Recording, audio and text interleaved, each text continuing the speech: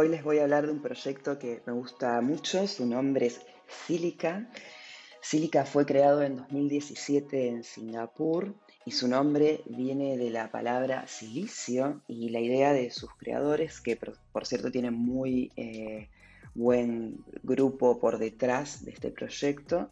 La idea de ellos fue en principio lograr la escalabilidad a medida que crecían los bloques en la blockchain, y esto lo hicieron a través de lo que se llama fragmentación o sharding.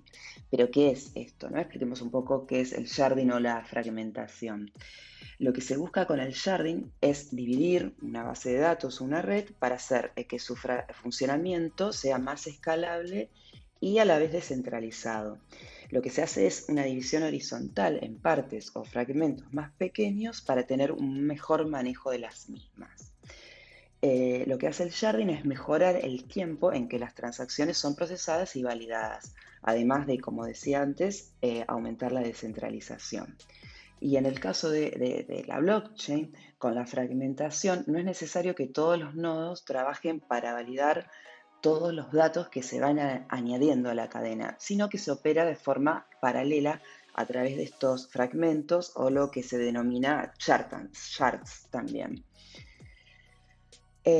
Cuando todos los grupos de nodos terminen de ejecutar el proceso que se les asignó, toda la información en ese momento es añadida a la blockchain para que se mantenga completa e íntegra.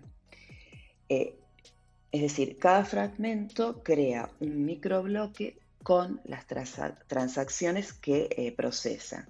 Es decir, todos los fragmentos procesan estas transacciones en paralelo y al final de un periodo de procesamiento, los microbloques se combinan para formar un bloque completo que es el que se añade a la cadena de bloques.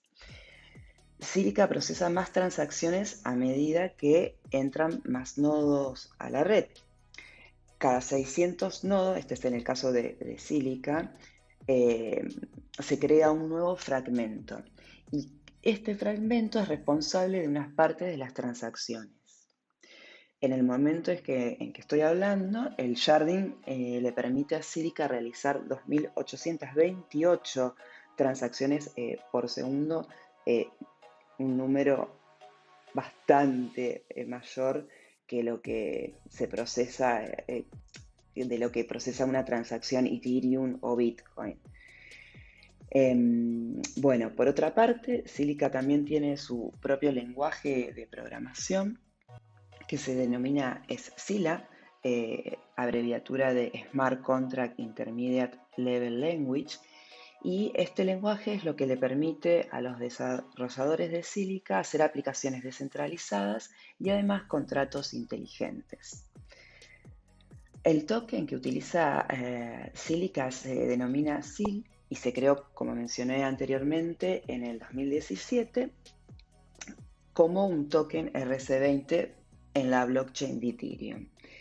Y en el 2019 se lanza su mainnet, su red principal pública, y de esta manera pudieron tener sus SEALs nativos. Bueno, otra cosa importante es que el protocolo de consenso que utiliza la red de bloques de Silica es el denominado bizantino práctico tolerante a fallas.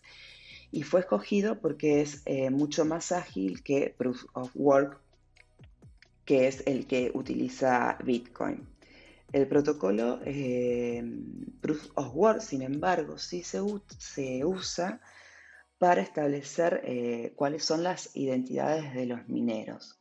Es decir, no se usa para generar un nuevo bloque, sino que se utiliza para la autenticación de nodos nuevos y para la defensa de la red contra ataques del tipo civil. Es decir, que lo que hace Silica es como un híbrido entre estos dos protocolos. Bueno, para mí Silica es un proyecto que tiene muchísimo potencial porque resuelve este trilema que tienen las blockchain de escalabilidad, seguridad y descentralización. Además, en el momento en que estoy hablando, Silica está por debajo de $1, por lo cual sería una gran oportunidad si la adquirimos hoy, o eso por lo menos creo yo, no es una recomendación de inversión, pero es lo que creo. Y bueno, además, otra ventaja que tiene es que debido a esta capacidad de escalado que tiene, las tarifas son extremadamente bajas. Así que, bueno, me parece un gran proyecto, por eso es que lo quería mencionar. Gracias.